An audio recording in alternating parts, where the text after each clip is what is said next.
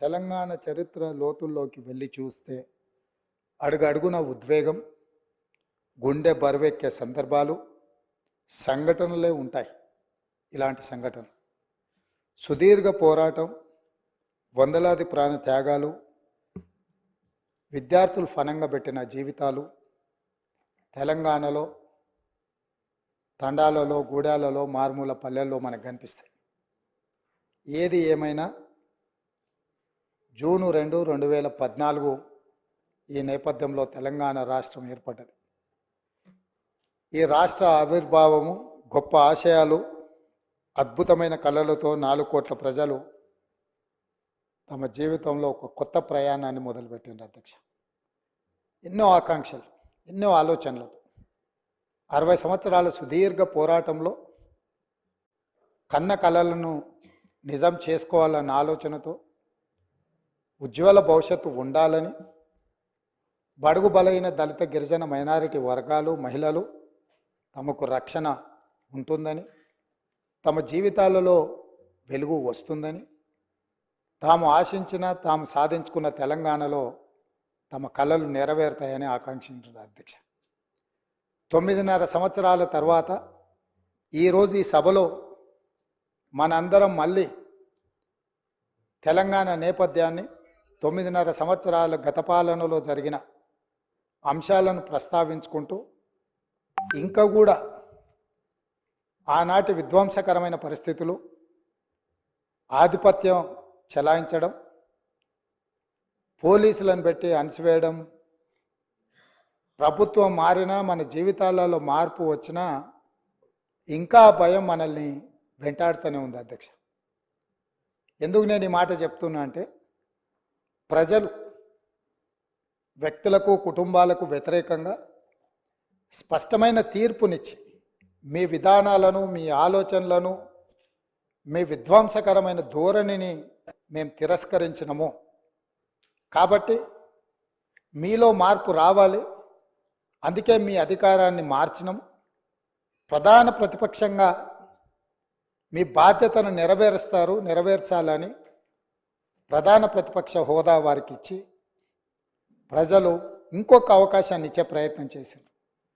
దురదృష్టవశాత్తు గవర్నర్ గారి ప్రసంగం రోజు ప్రధాన ప్రతిపక్ష నాయకుడు హాజరు కాలేదు.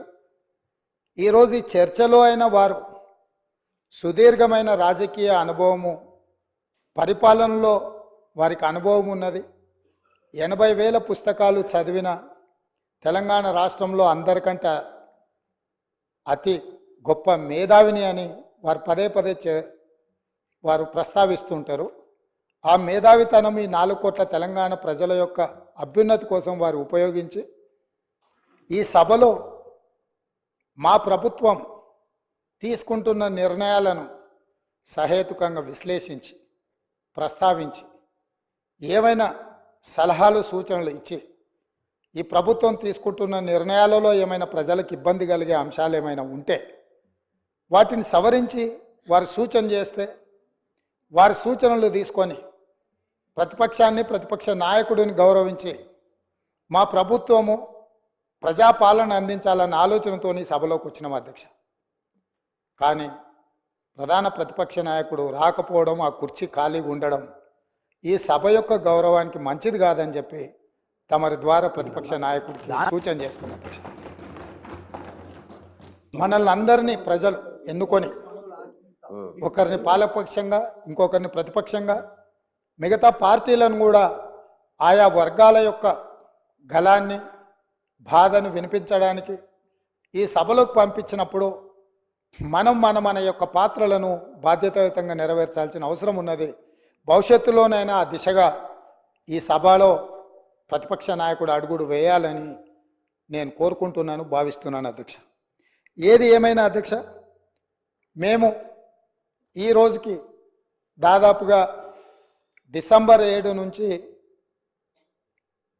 ఫిబ్రవరి 7 తారీఖు వరకు 60 రోజులు పూర్తి చేసుకున్నాం. ఈరోజు మనం ఫిబ్రవరి నెలలో 9 తారీఖు రోజు, డిసెంబర్ 9 రోజు మేము ఏదైతే నిర్ణయాలు కొన్ని ఇదే అసెంబ్లీలో అమలు చేసినాం, అందులో ప్రధానంగా ఆడబిడ్డలకు ఉచిత బస్సు రవాణా సౌకర్యము, బాధతోని ఆసుపత్రులలో ఆర్థిక భారం ఎక్కువై వైద్యం అందక చాలామంది పేదలు చనిపోతుంటే రాజీవ్ ఆరోగ్యశ్రీ పథకాన్ని అమలు చేయడం జరిగింది.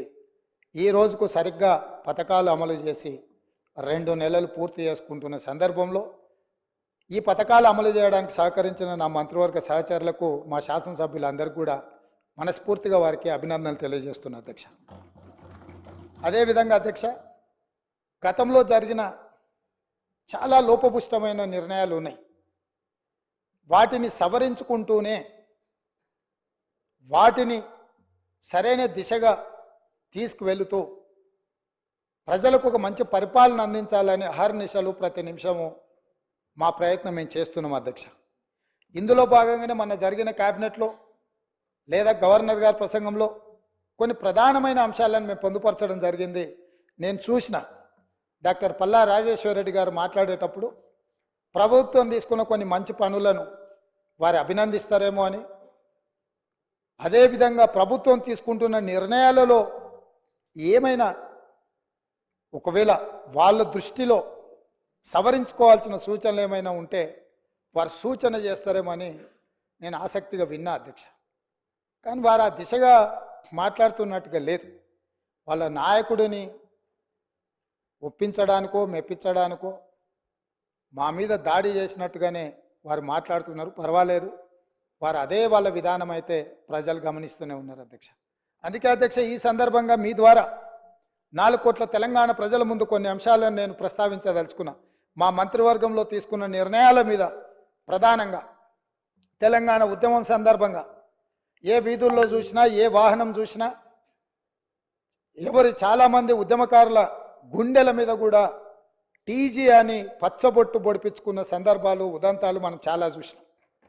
బండ్ల మీద రాసుకోవడమే కాదు, ఆనాడు ఏపీ అని ఉంటే ఏపీ వద్దు, టీజీ ఉండాలి, టీజీ కావాలి అని బండ్ల మీద టీజీ రాసుకోవడమే కాదు, గుండెల మీద కూడా పచ్చబొడిపించుకున్న సందర్భాలు, తమ రక్తాన్ని చిందించి ఆ రక్తంతో గోడల మీద రాతలు రాసిన యువకులు టీజీ అని రాసుకున్నారు అధ్యక్ష. కేంద్ర ప్రభుత్వం కూడా తెలంగాణ రాష్ట్రం ఏర్పడ్డ తర్వాత టీజీ అని వాళ్ళు నోటిఫై చేస్తే జూన్ 2, 2014 నాడు రాష్ట్రం ఏర్పడ్డ మొదటి రోజే ప్రమాణ స్వీకారం చేసిన ప్రభుత్వం టీజీ బదులు టీఎస్ అని చెప్పి వారి రాజకీయ పార్టీకి నకలుగా టీజీని టీఎస్గా మార్చి ఆనాటి ప్రభుత్వం నిర్ణయం తీసుకున్నది అధ్యక్ష. అందుకే మేము జరిగిన తప్పిదాన్ని సవరిస్తూ ఈ రాష్ట్రం టీఎస్ కాదు, తెలంగాణ ప్రజలు కోరుకున్న విధంగా టీజీ ఉండాలి, తెలంగాణ ప్రజల యొక్క ఆత్మగౌరవం, త్యాగాలు ప్రతిఫలించాలి అన్న ఆలోచనతోని మా ప్రభుత్వం, మా మంత్రివర్గం టీఎస్ను టీజీగా మార్చింది. టీజీగా మార్చినందుకు స్వాగతిస్తారనుకున్న ఆ వైపు నుంచి ప్రభుత్వాన్ని అభినందిస్తారనుకున్న అధ్యక్ష. కానీ అది నిరాశనే కలిగించింది. అయినా మేమేం అధైర్యపడాలన్న ఆలోచనలో లేము, మేము ముందుకు వెళ్తాం అధ్యక్ష.